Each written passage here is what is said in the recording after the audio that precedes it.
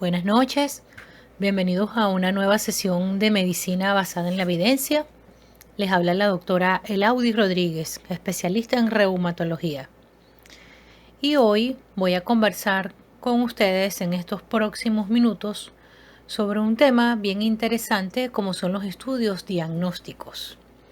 Tomando en cuenta que el diagnóstico puede considerarse como el más importante resultado de la práctica médica, siendo la clave que conduce al tratamiento y al pronóstico, por lo que de esta manera resulta un problema complejo en ese ejercicio, ya que en ocasiones nos resulta inalcanzable. Por eso considero que esto es una gran oportunidad para proporcionar conocimientos y herramientas básicas para poder analizar críticamente un estudio de tipo diagnóstico. El diagnóstico médico es un proceso dinámico en el que se intentan tomar decisiones idóneas en presencia de una incertidumbre. Desde este punto de vista funcional, consideramos una prueba diagnóstica a cualquier procedimiento realizado para confirmar o descartar un diagnóstico o incrementar o disminuir su verosimilitud. La utilidad de esta prueba diagnóstica depende fundamentalmente de su validez y de su fiabilidad, pero también de su rendimiento clínico y de su coste. Así, si nosotros evaluamos en nuestra práctica clínica, vamos a observar que a menudo observamos procedimientos diagnósticos de los que desconocemos estos parámetros y que para poder conocer esta información debemos entonces recurrir a los estudios de evaluación de pruebas diagnósticas publicados. Sin embargo, en estos estudios no siempre encontramos información válida, relevante o aplicable en nuestro entorno clínico, por lo que tenemos que buscar las herramientas que nos permitan cuantificar y describir para despejar las dudas que nos puedan quedar ante la incertidumbre de un diagnóstico. En lo que respecta al proceso que da lugar al diagnóstico, varios autores coinciden en que este requiere de dos etapas diferenciales. La primera, en la que se establece una presunción diagnóstica, sospecha o hipótesis de existencia de la enfermedad. Y la segunda se dirige al seguimiento de la suposición clínica y a verificar si la hipótesis planteada corresponde realmente a la verdad. Esto es un proceso de compleja estructura, porque existe un gran número de fuentes de incertidumbre que transitan por una amplia gama de cuestiones como son: primero, ver el conjunto de síntomas y signos en un paciente que puede ser compatible con más de una enfermedad. Por ejemplo, si tenemos un paciente con fiebre, con tos, malestar general, con RAS, adenopatías, podemos plantearnos muchas entidades diagnósticas. Y además de esto, existen variaciones biológicas, a veces importantes, entre un enfermo y otro, que los instrumentos suelen ser imprecisos y que los pacientes son inexactos para recordar sucesos pasados, o sea, que son importantes para su historia clínica. Durante todo este proceso que conduce al diagnóstico, entonces el médico se va a valer de distintas fuentes de información. Entre ellas está el interrogatorio del paciente, el examen físico, la información epidemiológica y los resultados de las llamadas pruebas diagnósticas, que son las que nos vamos a encargar de ocuparnos en este tema. Entrando en el contexto de pruebas diagnósticas, la podemos definir como un proceso más o menos complejo que pretende determinar en un paciente la presencia de cierta condición supuestamente patológica no susceptible de ser observada directamente. Y cuando me refiero a ser observada directamente, me refiero con alguno de los 5 sentidos elementales. Es decir, que no se suelen considerar como pruebas diagnósticas a los sentidos cuando se evalúa la presencia de algún signo patológico. Por ejemplo, si yo observo un aumento de volumen en una extremidad, puedo pensar en varios diagnósticos, ¿verdad? Como una celulitis, una sinovitis, pero es un signo que estoy observando, no es un diagnóstico, es una condición que estoy observando en ese momento. Entonces, la definición se refiere a condición y no enfermedad o entidad nosológica, ya que no siempre se utiliza una prueba diagnóstica para identificar una enfermedad, sino que esta también puede utilizarse para diagnosticar síndromes o procesos patológicos. Hay muchos autores que han escrito sobre las pruebas diagnósticas y ellos afirman que el uso de las pruebas diagnósticas para la evaluación y detección de varias enfermedades en la práctica médica ha crecido notablemente en los últimos años y esto tiende a incrementarse cada vez más, pero que además de eso, el desarrollo tecnológico de los últimos decenios ha permitido incorporar a nuestra práctica clínica médica novedosos y sofisticados medios diagnósticos que sin duda alguna constituyen adelantos en el perfeccionamiento del trabajo médico. Pero a su vez, estos adelantos en los medios diagnósticos también se han acompañado de una tendencia a su uso indiscriminado, a veces sin corroborar correctamente la calidad de esa prueba para poder hacer uso racional de la misma. Las pruebas diagnósticas exigen básicamente 3 condiciones para su desarrollo. En primer lugar, la reproducibilidad, que se refiere a que los resultados puedan ser aplicados, o sea, nos permitan reproducir o ejecutar la prueba en otros lugares, en otros escenarios, incluso que sea reproducible cuando nosotros leemos o analizamos un estudio, que sea reproducible en nuestro medio. La otra condición es la validez de la prueba, entre ellos medir la sensibilidad, la especificidad, los valores predictivos positivos y negativos.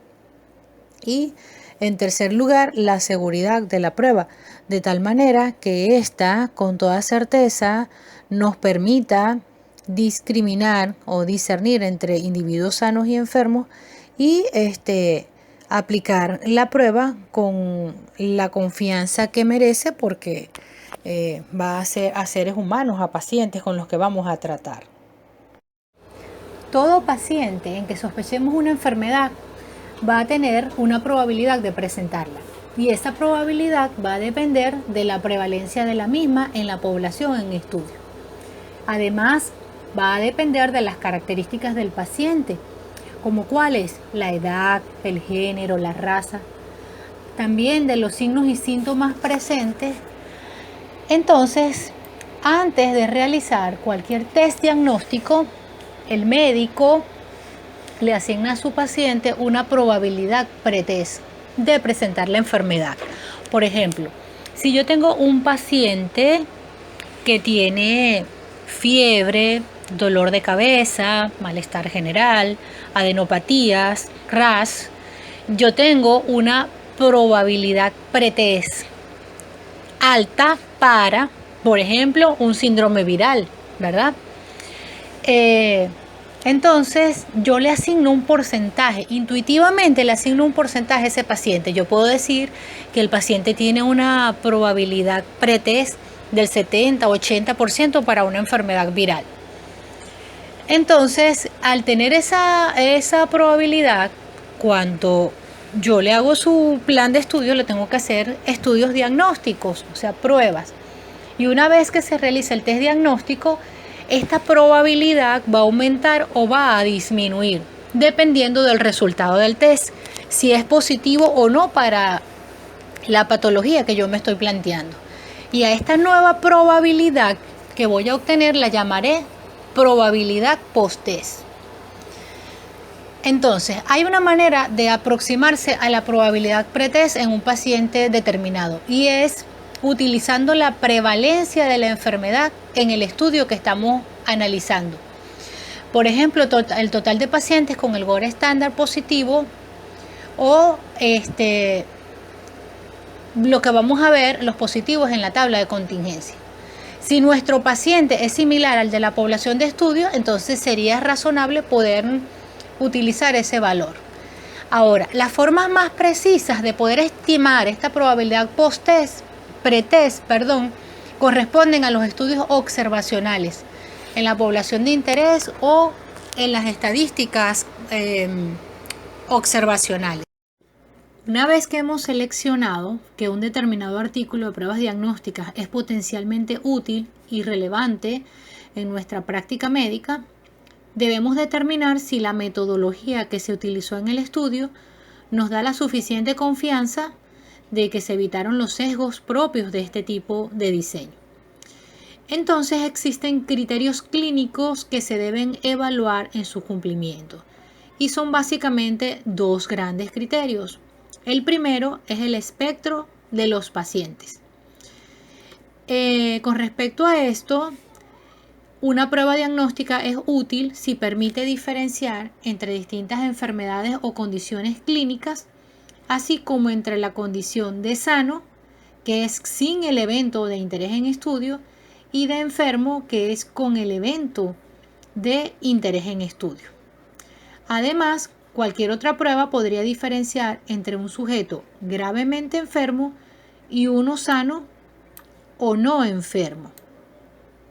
El segundo criterio sería el estándar de referencia. El rendimiento de toda prueba se basa finalmente en la comparación con un estándar de referencia, como les acabo de mencionar, que es el Gold Standard, que no es más que las técnicas diagnósticas que permiten o que definen la presencia o ausencia de la condición en estudio con la máxima certeza conocida. ¿Qué debemos tener presente en el estándar de referencia? La utilización del estándar de referencia más adecuado.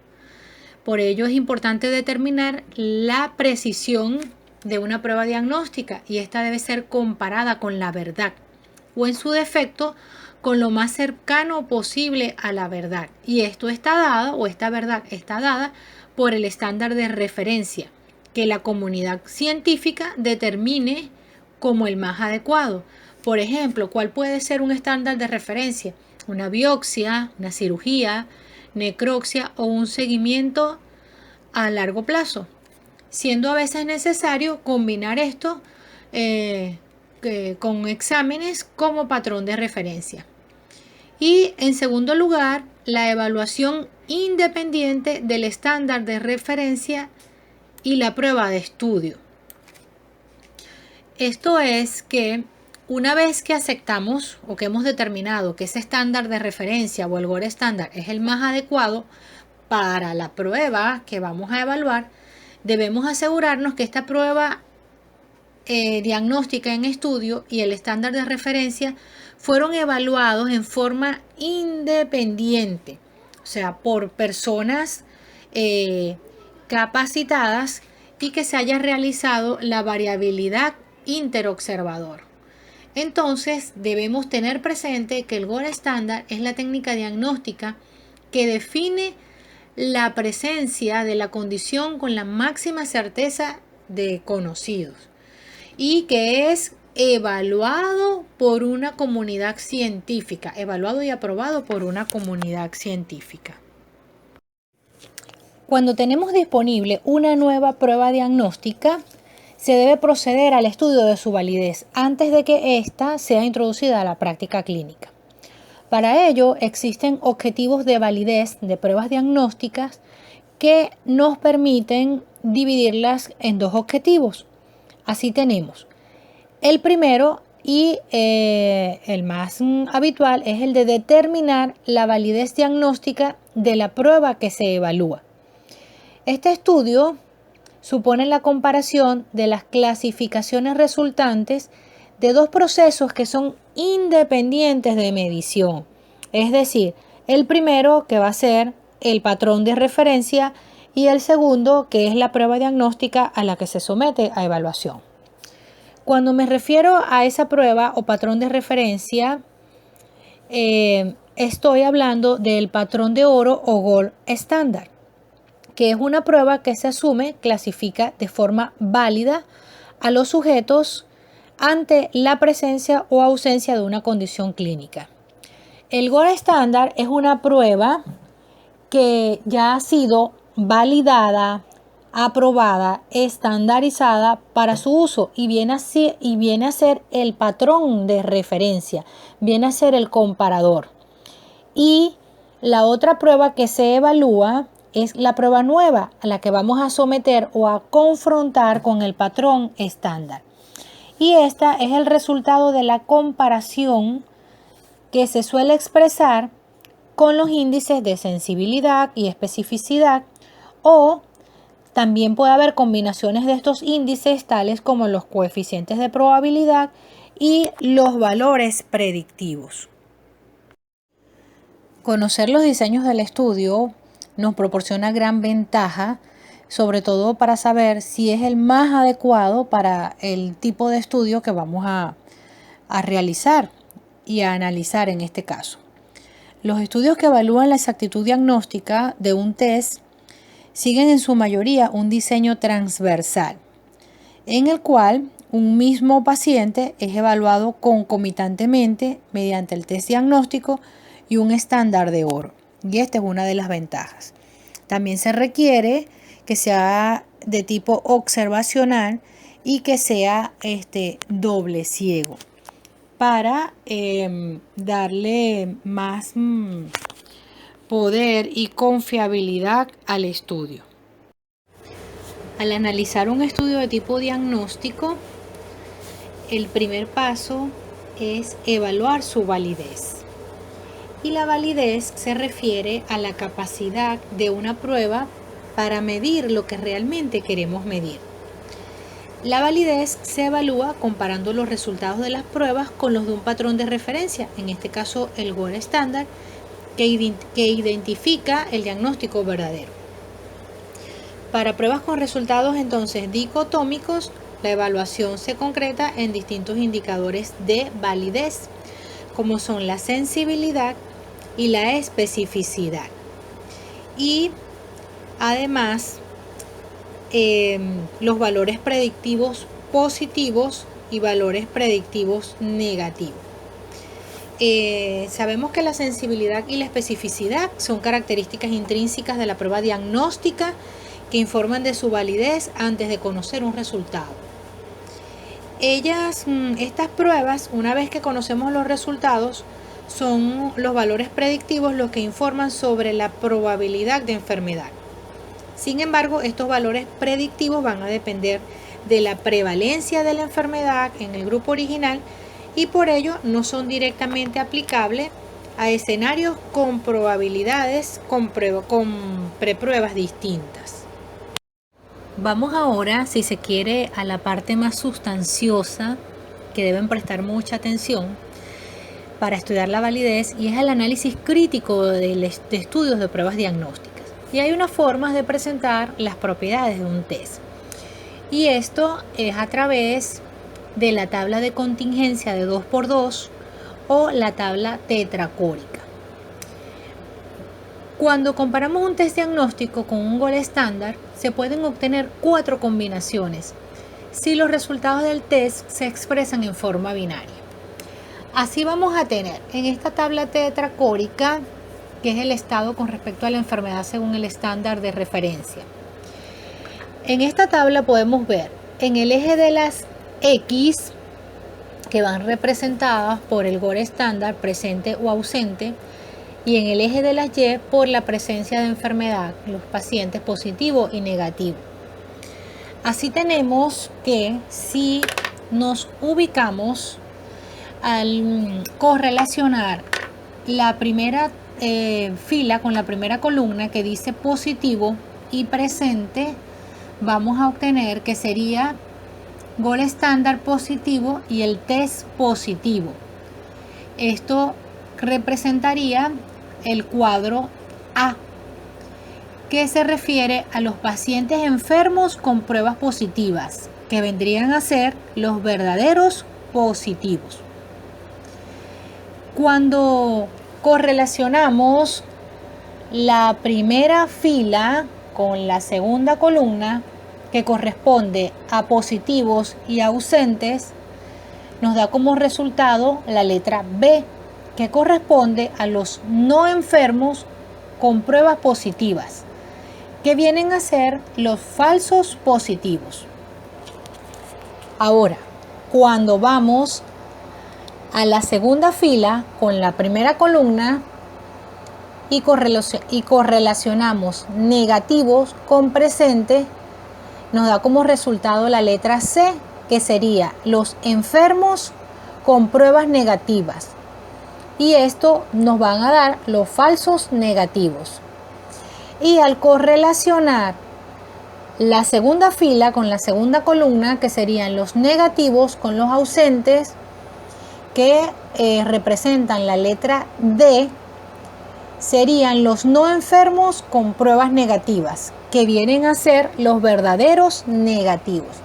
Entonces yo aquí lo puedo señalizar con letras o con números, pero generalmente lo hacemos con letras, que es A, B, C y D, porque en base a ellos luego vamos a aplicar las fórmulas de sensibilidad, especificidad, los coeficientes de probabilidad.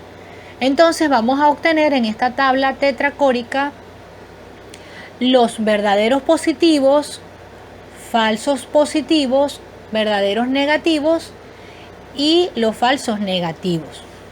Una vez que obtenemos esto, o sea, cuando ya tenemos un caso que estamos estudiando las pruebas, esto nos va a dar valor numérico y nos va a permitir obtener estos totales, que ya los voy a explicar en un ejemplo más adelante, para obtener la sensibilidad y la especificidad.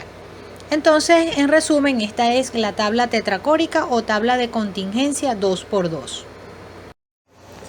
En esta tabla tetracórica podemos calcular la sensibilidad y especificidad, que forman parte de la validez de los estudios de pruebas diagnósticas.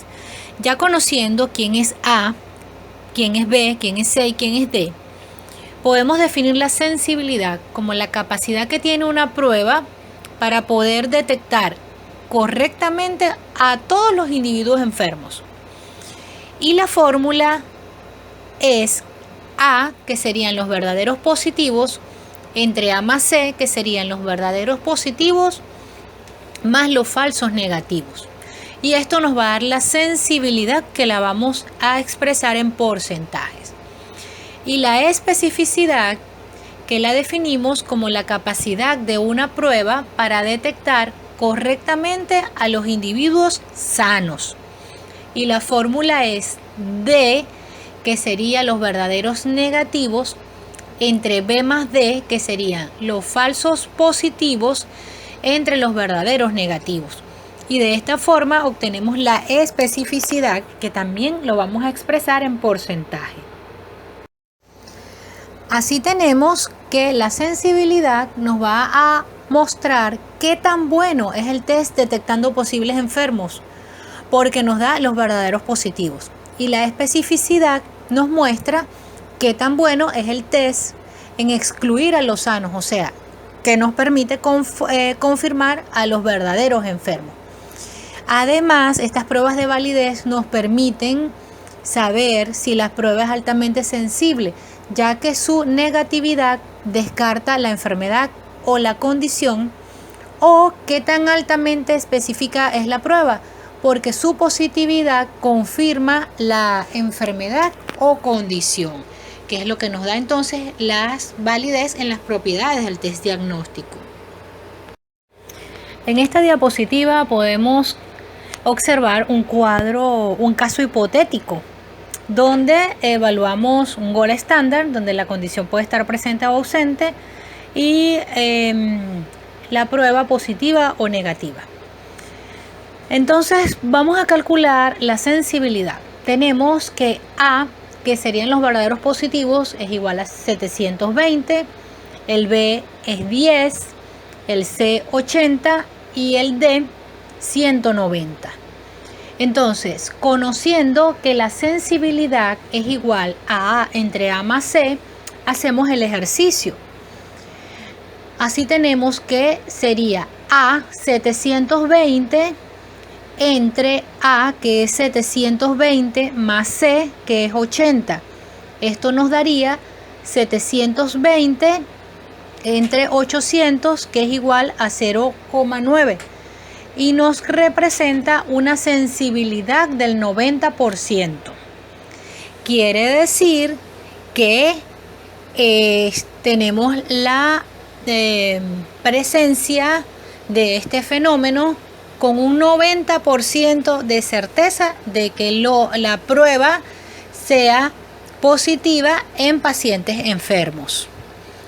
Y la especificidad, que es igual a D, que estaría representado por 190 entre B más D, que sería 10 más 190. Esto nos daría 190 entre 200. Y al realizar la división nos da 0,95, que representa el 95%. Esto nos representa un 95% de certeza que los individuos con prueba negativa y ausentes de enfermedad sean verdaderamente sanos. Volvemos ahora a recordar el caso hipotético donde ya conocemos los valores de A, B, C y D, para que entonces hablemos de las pruebas de seguridad que tienen que ver con el valor predictivo positivo y predictivo negativo. Los coeficientes de probabilidad están compuestos por el valor predictivo positivo y el valor predictivo negativo, que vienen a conformar la seguridad de la prueba. Entonces aquí, si hacemos una extracción de la diapositiva anterior, donde vamos a trabajar solo con los positivos, tanto con la condición presente como con la condición ausente, que serían los A y los B. ¿Por qué con los A y los B? Porque el valor predictivo, ¿qué nos va a permitir? Es la probabilidad de que ese resultado positivo corresponda en realidad a personas que tienen verdaderamente la enfermedad. Entonces, ¿cómo vamos a calcular el valor predictivo positivo? Es el cálculo del porcentaje del total de resultados positivos, que sería A más B, que corresponde a sujetos enfermos. Entonces, el cálculo sería A entre A más B. Ofrece la probabilidad de que la enfermedad, de que puedan tener la enfermedad, dado que se tiene un resultado positivo. Ahora, en esta diapositiva extraemos los negativos para evaluar el valor predictivo negativo. Entonces, si tenemos que C es igual a 80 y D es igual a 190, entonces esto indica que la probabilidad de que el resultado negativo corresponda realmente a la ausencia de enfermedad. ¿Y cómo vamos a calcularlo? De la siguiente manera: D, que sería en este caso 190, entre D más C, que sería 190 más 80, y lo podemos observar allí. Esto nos va a dar 0,70, quiere decir que el valor predictivo negativo es del 70%. La interpretación de estos valores, tanto predictivos positivos como predictivo negativo, permite tomar decisiones adecuadas con respecto a la interpretación de los resultados de la prueba diagnóstica que estamos estudiando. Resumiendo, el valor predictivo positivo es si una persona tiene el test positivo, qué tan probable es que sí tenga la enfermedad o condición. O sea, son las propiedades de seguridad. Y el valor predictivo negativo es si una persona tiene el test negativo, qué tan probable es que no tenga la enfermedad o condición. Y esto nos ayuda a darle como más confianza a la prueba. El test diagnóstico también tiene las propiedades de confiabilidad, que se refiere al likelihood ratio. Es la propiedad del test que nos permite cuantificar la magnitud y el sentido del cambio de nuestra probabilidad pretest según sea su resultado. Y estamos hablando entonces del likelihood radio, que se llama también razón de probabilidad o coeficiente o cociente de verosimilitud. El likelihood radio se define como la razón entre la probabilidad de tener determinados resultados del test en la población con la condición, o sea, con la condición de enfermedad, versus tener el mismo resultado en la población sin la condición, es decir, sin la enfermedad. Esto quiere decir que la proporción de test positivos en los individuos con la enfermedad en estudio dividido por la proporción de test positivos en los individuos sin la condición de estudio. Se los explico de manera más sencilla. Esto nos indica la magnitud y el sentido del cambio de la probabilidad de pretest a posttest según sea el resultado del test diagnóstico. Entonces, podemos fijarnos aquí en la diapositiva para evaluar el likelihood radio. Entonces, volvemos al ejemplo hipotético donde el likelihood radio lo vamos a calcular. Se va a dividir en positivo y negativo. El positivo nos evalúa sensibilidad entre 1 menos la especificidad.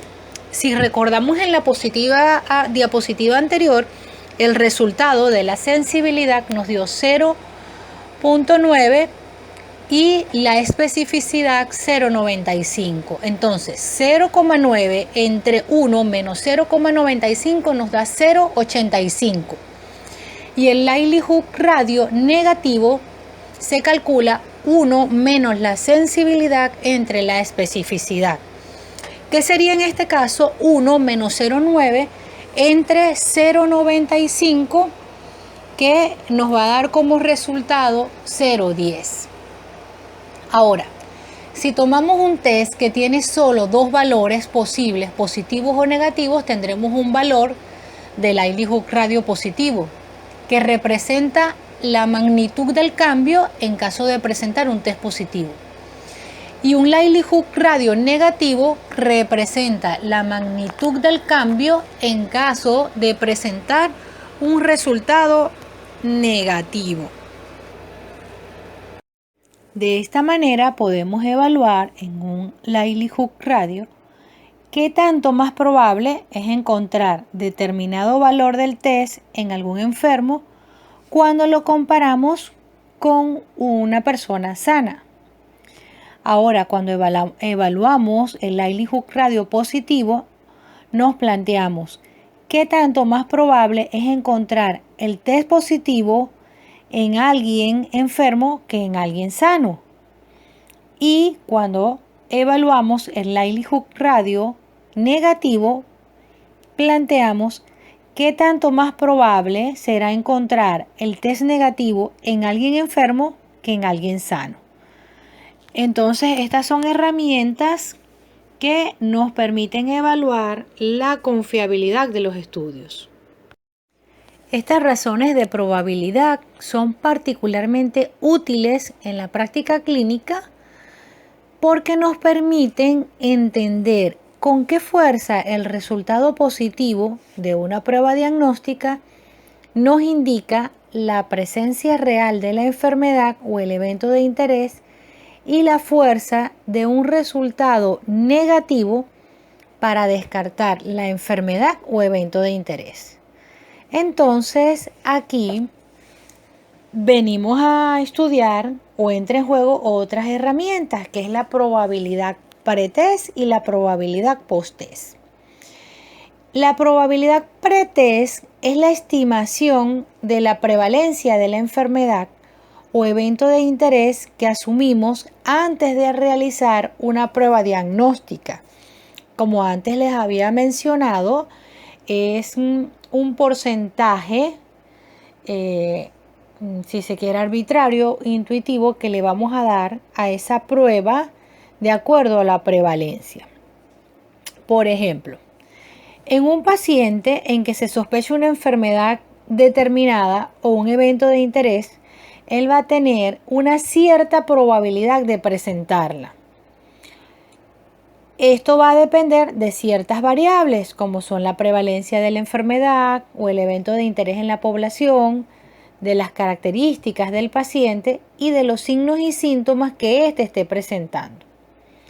Entonces, para realizar una estimación de esa probabilidad pretest, la podemos obtener realizando una estimación aproximada basada en nuestra experiencia personal, en nuestros conocimientos o en datos estadísticos o epidemiológicos del medio en que trabajamos. Una vez entonces que estimamos esa probabilidad y se realiza la prueba de estudio, la probabilidad de presentar la enfermedad o evento de interés puede aumentar o disminuir. Y esto va a depender del resultado de la prueba y se va a denominar entonces probabilidad post-test.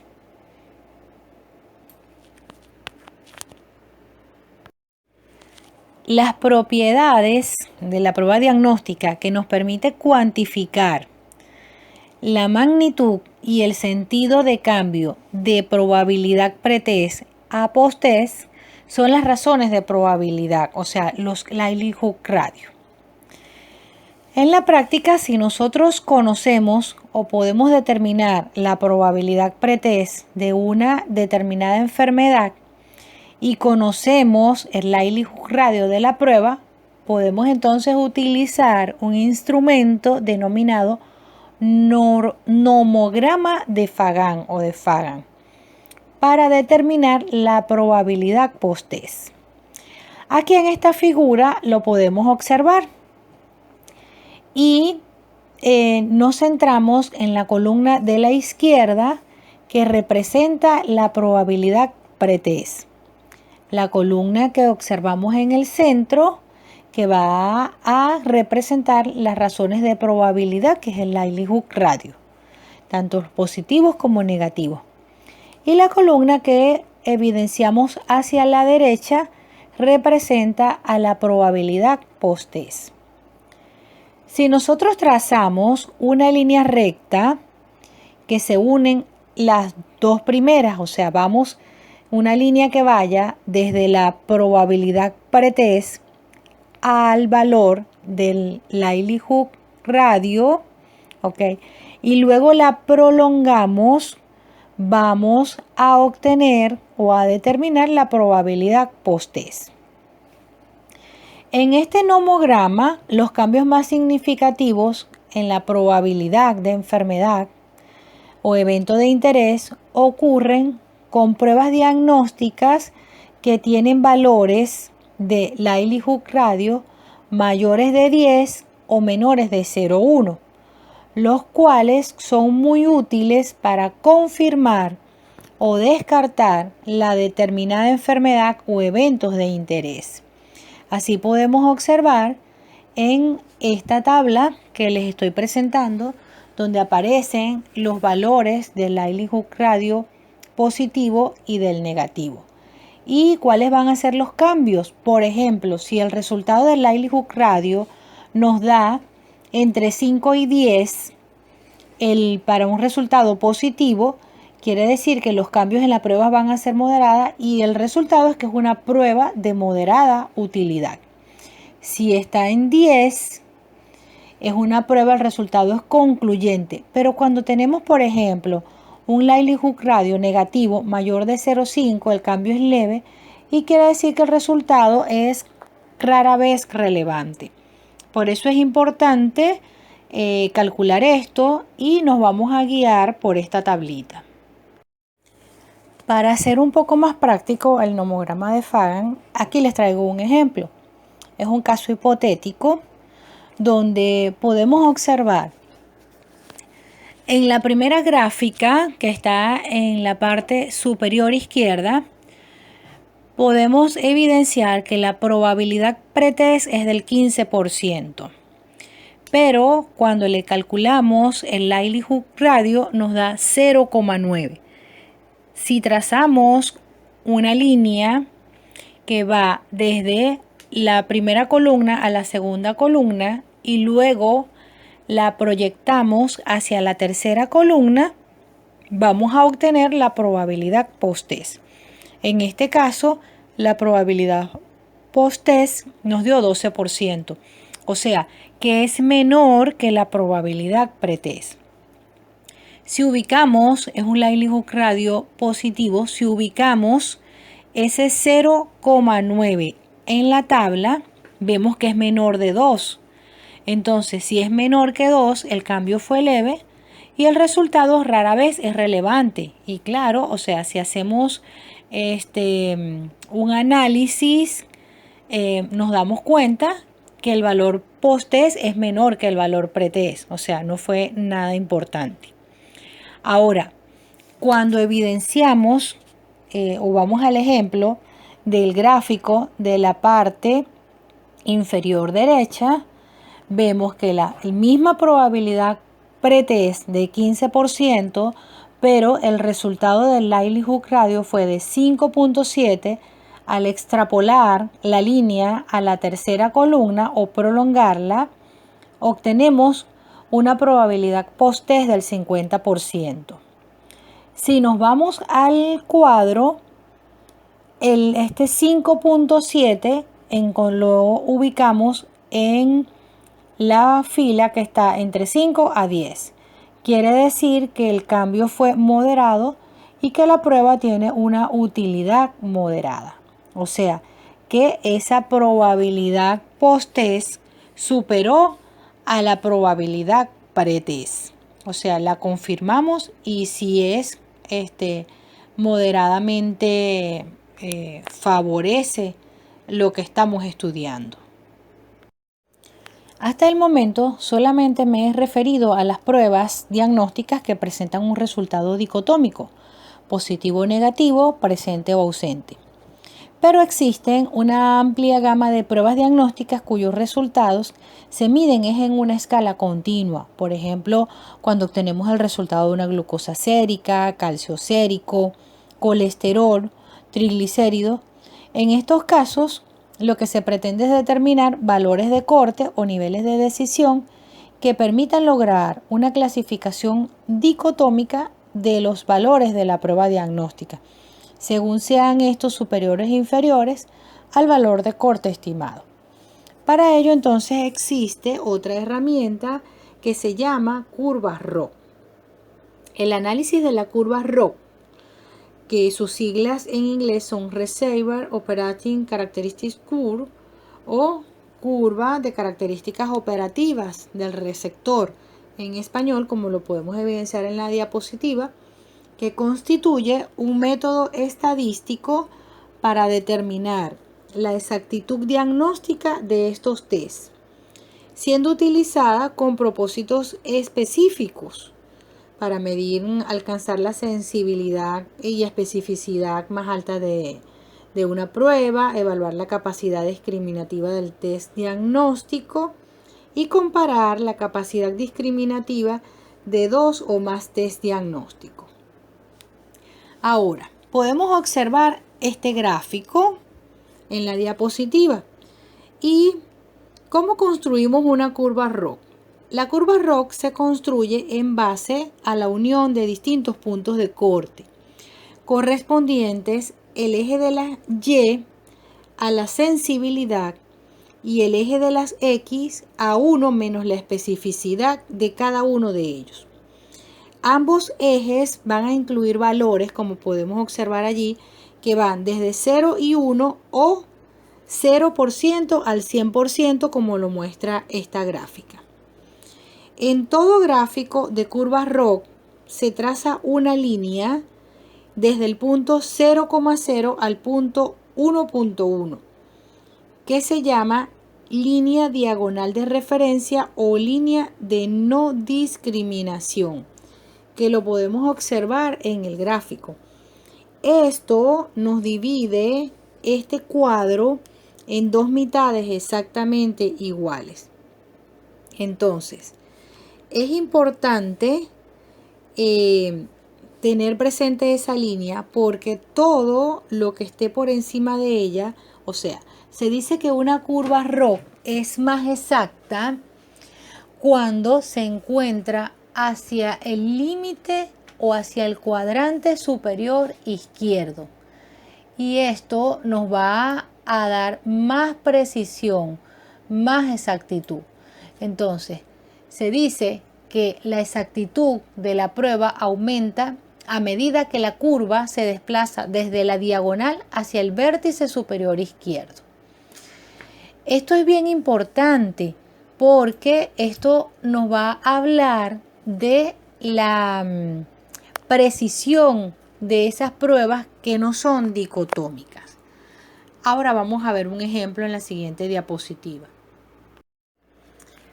En esta diapositiva podemos observar en el gráfico de la izquierda cómo este gráfico donde evidenciamos en el eje de las Y la sensibilidad que va de 0 a 1 y en el eje de las X la 1 menos la especificidad que va de 0 a 1. Se puede graficar de las dos maneras, de 0 a 1 o de 0% al 100%. Está dividido en 4 cuadrantes, ¿ok? El primer cuadrante, que es el cuadrante siempre superior, que es el superior izquierdo que me refería en la diapositiva anterior. En esta región, la prueba B, que es la prueba en estudio, es siempre superior a la prueba A. La prueba A viene a ser el gold estándar y la prueba B la nueva prueba, tanto para confirmar presencia como ausencia de la enfermedad. En el segundo cuadrante vemos superior para ausencia. Aquí la prueba B solo es superior a la A para confirmar ausencia de la enfermedad. En el tercer cuadrante, que es siempre inferior, en esta zona B siempre es inferior a A. ¿Qué quiere decir? Que la prueba en estudio o la nueva prueba siempre va a ser inferior al gold estándar. Y en el cuarto cuadrante, que es superior para presencia, nos quiere decir que el resultado de B está en esta área y será siempre superior a A para confirmar la presencia de la enfermedad, solo para los positivos. Entonces, ¿qué es lo ideal?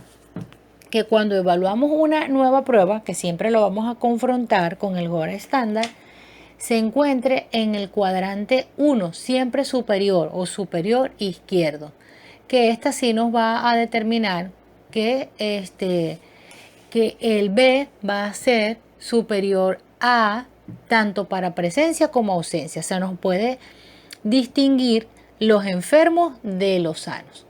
Y en el gráfico que vemos hacia la derecha, también lo representa. Claro, aquí tendríamos que trazar esta línea diagonal, que es la línea azul que les expliqué en la diapositiva anterior. Entonces vemos que todo lo que está por encima de ellos es bueno o regular, pero por debajo de ellos siempre va a ser mala. O sea, no va a tener ninguna significancia esa prueba. Para reportar los resultados referentes a las pruebas diagnósticas, se debe utilizar alguna metodología que permita ordenar conceptos y unificar criterios. Para ello existe una herramienta denominada QADAS, Quality Assessment of Diagnostic Accuracy Studies. Este instrumento se creó para la evaluación de la calidad de estudios de exactitud diagnóstica, incluidos en revisiones sistemáticas.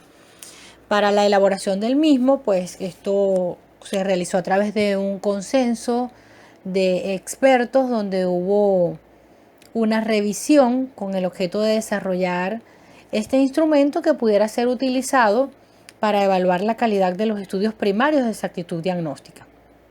Como podemos observar, en la diapositiva, este instrumento consta de 14 ítems, en los cuales se evalúa el espectro de pacientes y el estándar de referencia. los sesgos propios de este tipo de estudios, como por ejemplo el sesgo de verificación, la ejecución de la prueba diagnóstica, las pérdidas en el seguimiento y la presencia de resultados indeterminados.